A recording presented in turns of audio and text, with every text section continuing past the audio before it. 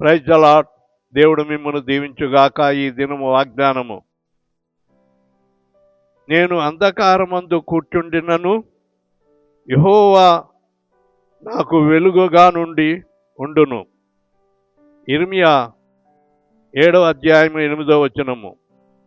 మనము అంధకారములో చీకటిలో ఉన్నప్పటికీ ఆయన మన జీవితానికి వెలుగుగా ఉండటానికి దేవుడు సహాయం చేస్తాడు.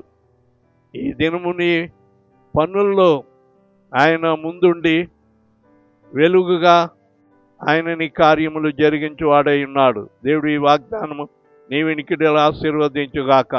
ఆమేన్.